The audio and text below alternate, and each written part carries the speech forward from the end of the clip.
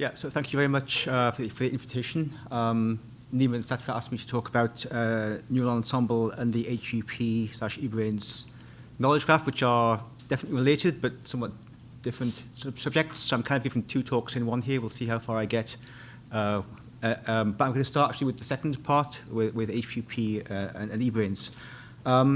So I'm kind of representing here a huge community with over 100 universities involved and 500 researchers. So I'm not an official representative of either HBP or eBrains, but I have been deeply involved in both.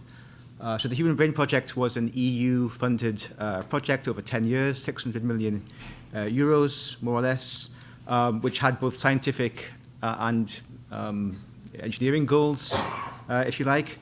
And so eBrains, and that project ended last month, end of September, was the end of the Human Brain Project. And the legacy, if you like, or one of the legacies of the Human Brain Project is the eBrains research infrastructure. This is a set of digital tools and services for digital neuroscience. Going forward, so it's governed by international non-profit organization, headquartered in Brussels, with national nodes in various European countries. And it's on the S3 roadmap, which is a European research infrastructure roadmap. So the goal is to end up with funding, along the lines of other things like telescopes or CERN, and so forth. And so, if you go to eBrains.eu website, you can find introduction to all the various tools and services that are provided. To give a very brief introduction, there are essentially four large classes of components, kind of low-level stuff. Do I have a pointer here? No, you can't see my pointer. Can you see my pointer? No. Low-level stuff like authentication and monitoring. What's the word? Middleware, essentially, kind of like workflow engine, data storage, compute, which is both underlies the low-level services, but it's also available directly to end users. And on top of that, we have a number of web interfaces and web applications and web services. And kind of to the side, we have a collection of software libraries which can be run on the computing platforms. I'd like to talk very briefly about that. So one of the interesting things which we've done, so I forgot to set my timer here. Let me just.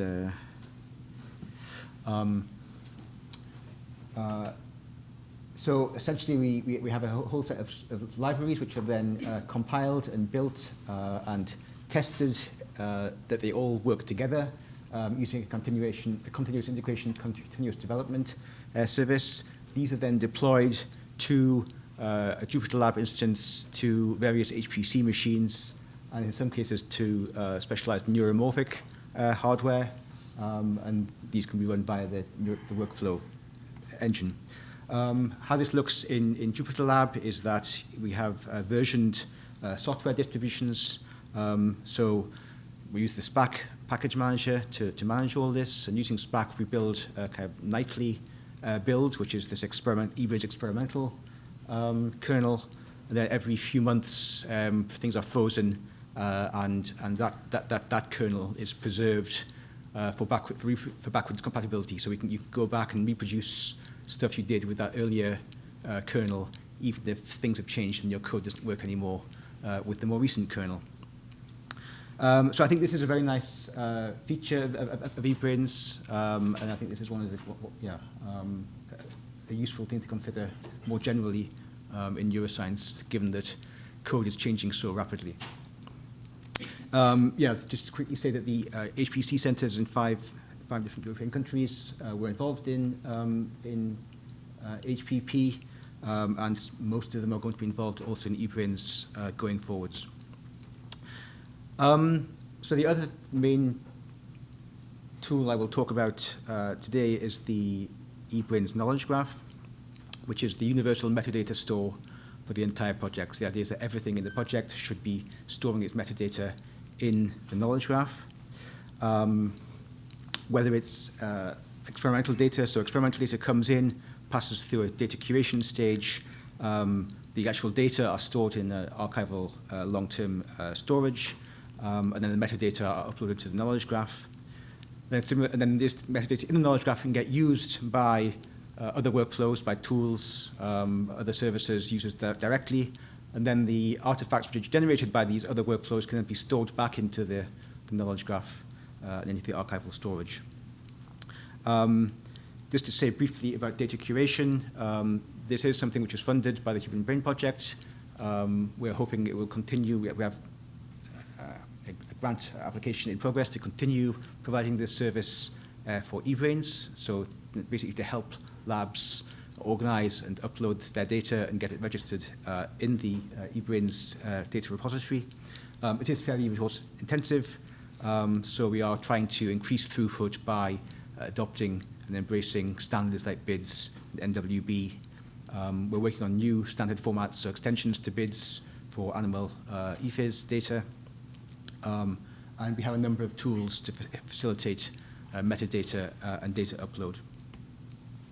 The knowledge graph itself is developed by a team originally at EPFL, now managed out of Brussels.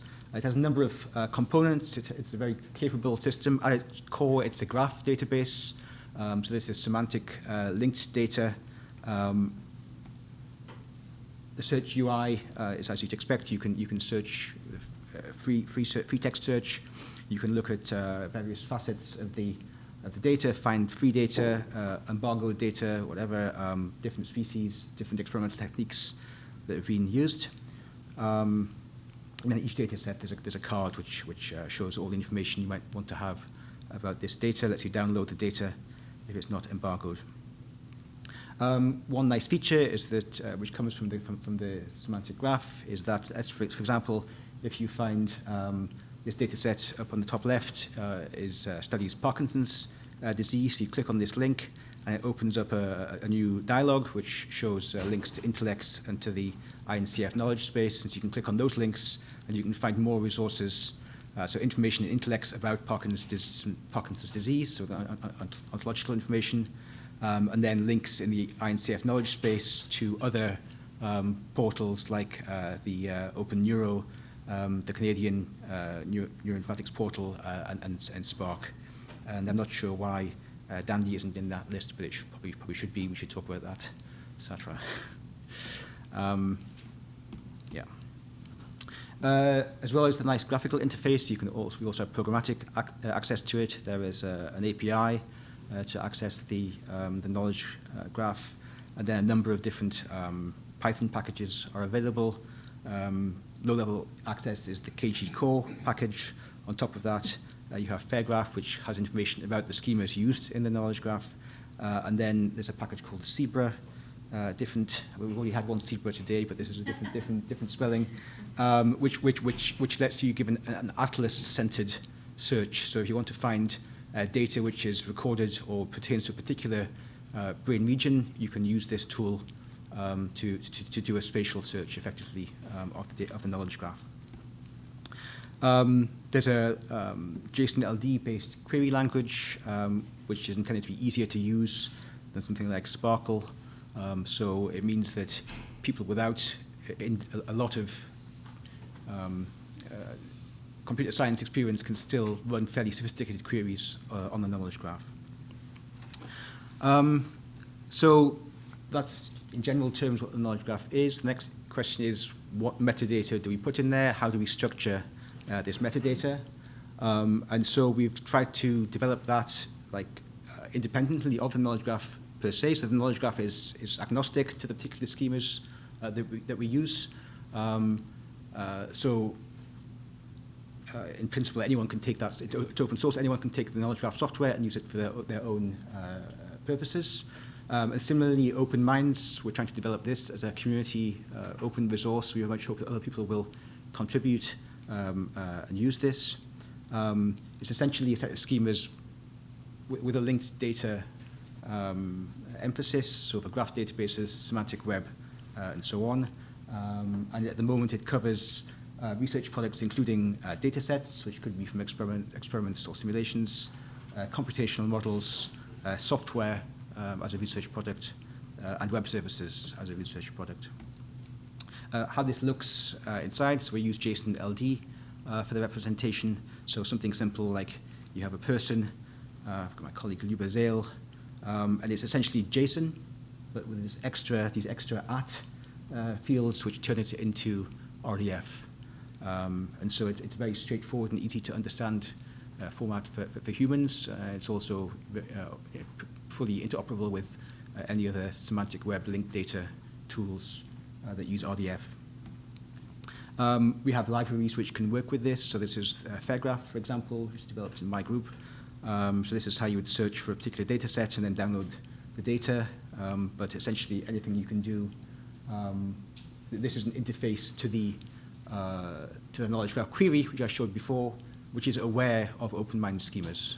So it's kind of easy, it's supposed to be easy to use interface to the knowledge graph. It's modular, so for the time being we have these basic modules which are core, controlled terms, and sans. Core and controlled terms are for essentially the kind of universal metadata which apply to any data set, wherever it comes from, things like who are the authors, who contributed this data set, for example, did it have ethical approval, things like that. And then for more in-depth metadata, which is dependent on exactly how the data was generated, we're developing a series of modules for different domains. So for the time being, we have specimen preparation and electrophysiology on the experimental side, plus computation on the computational science side. In progress, we are developing an MRI and microscopy module. And how we actually use this within eBrains, we have a process of progressive refinement. So all data sets which come in go through the basic curation, which gives you the basic metadata which you need, which is already quite extensive.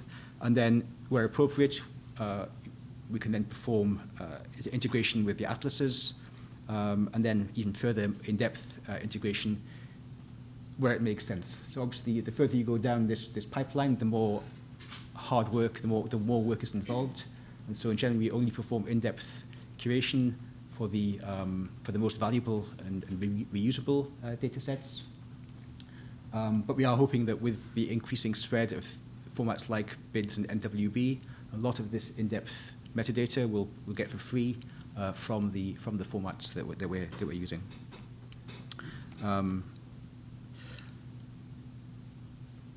I think I'm running kind of short of time, so I'm going to skip through this now.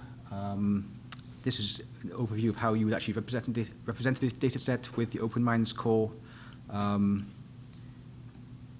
then how you would extend that with the in-depth curation. Very briefly, the core just has a general concept of a protocol execution. There's some protocol, which is a written document. You execute this protocol. For the extension, we break this down into like subclasses of this, where we can give more machine-structured, more structured, machine-readable representations of the protocol and what happened during the execution of this protocol. So I don't have time to go through this, I don't think. Open Minds is being developed as a community project. We very much hope that other people will get on board. The Virtual Brain project and the Japan Brain's Mind project are both using this to some extent. And we're collaborating with the Intellects project as well to make sure this is linked, that the Open Mind schemas are linked to other data representations and schemas that are out there in the community. So moving on then to Neural Ensemble. So this is coming down to open science now, and the question is, how do you develop scientific software when most of your workforce is only there for a few years and then they move on and go somewhere else, and we often don't have good funding to employ professional software developers. So there are many challenges to be addressed. And I think this is an example where funding has come and gone for the projects that we have. And in fact, it's often better to get small contributions from many labs rather than one big grant which will last for 2 years, 3 years, and then perhaps doesn't get renewed. And so by spreading projects out across a large number of labs, you can have a sustainable community and sustainable software. And it's definitely worth it because collaborative projects generally give better results than single lab projects, as we heard from Andrea in the previous talk. So Neural Ensemble kind of grew out of an earlier EU project back in the early 2000s. And we started to organize hackathons, code jams. And from that kind of grew, we started to meet people like Samuel Garcia, who was mentioned in Alessio's talk. And kind of we discovered, okay, so in our project, we had this thing called NeuroTools, and Samuel Garcia had this tool called Open Electrophy. There were lots of similarities, lots of overlap, and so we decided to kind of like combine these into a project, into a collaborative effort, and developed some new tools which took the best parts of both of the existing ones. And this developed into a larger thing. So this was pre-GitHub, so we hosted our own issue trackers and online code repositories for quite a number of years. We have a discussion forum. And this has turned out to be quite an effective way to build and sustain a community. These are some figures for one of our projects, NEO, which I'll talk about in a moment. And we've managed to sustain over the course of 13 years, an average of, let's say, 5 people per month have contributed code to NEO, which is a fairly sustained project. And again, you can see from the GitHub stats that there are 450 repositories which depend on NEO, of which 59 are actual other software packages. So again, we've fulfilled quite a useful, we've managed to produce a tool which could have a useful role in the ecosystem. So lessons learned. Because postdocs and PhDs move on, it's very helpful to have at least one person with a long-term position involved in the project. Of course, it is possible to get funding for tool development and publish about it. And even for quite narrow projects, it is possible to build and maintain a viable developer community. It's a lot of work. It's got easier over the more recent years for various reasons, because of better tools and because of better education, I would say. Far more young scientists now know how to use GitHub, know how to use Git, know how to contribute in this kind of project. So that's certainly much easier than it used to be. I think we found it's discovered because we have not every project we have at Neural Ensemble is as successful as NEO, so it's definitely easier to contribute to rather modular projects than it is monolithic ones. So if you can split your development up into different components, you'll probably get more contributors. And it's important to have clearly defined interfaces so that people can extend what you're doing. How much time do I have left, Ryan? About over, okay. So very quickly, NEO is an interoperability layer. It can be lots of different formats, and then provides a common Python layer which other tools like Spike Interface, for example, can build on. Elephant is a tool for data analysis, which uses NEO as an input format. I'll skip this, go through this. We have tools for visualizing eFIS data in the web browser, which is easy to add. So this is a React component that anyone can add to their website, building on Plotly and Docker. And so Neural Ensemble tools are part of eBrains, so that's the connection. You can find all of these tools in the eBrains software distribution, and so we hope to continue developing them through a combination of this community development approach and national funding, eBrains or otherwise. eBrains itself, I think, has 3 main foci from my perspective. One is sustainability, to make it easier for a small group of engineers to deploy this large array of tools and services without needing every originating lab to be involved in the process. Continued deeper interconnection of everything that's in the knowledge graph, so data sets, models, code, with inbuilt automation of workflows and provenance tracking, and then, of course, outreach and education to help people to use these tools and to incorporate them in their own scientific workflows.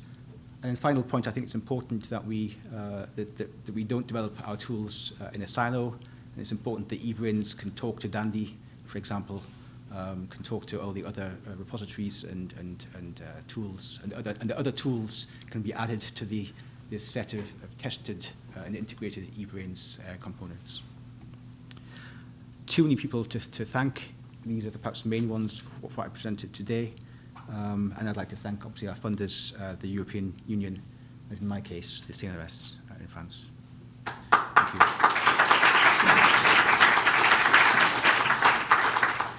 All right. Thank you, Andrew. We have time for one question.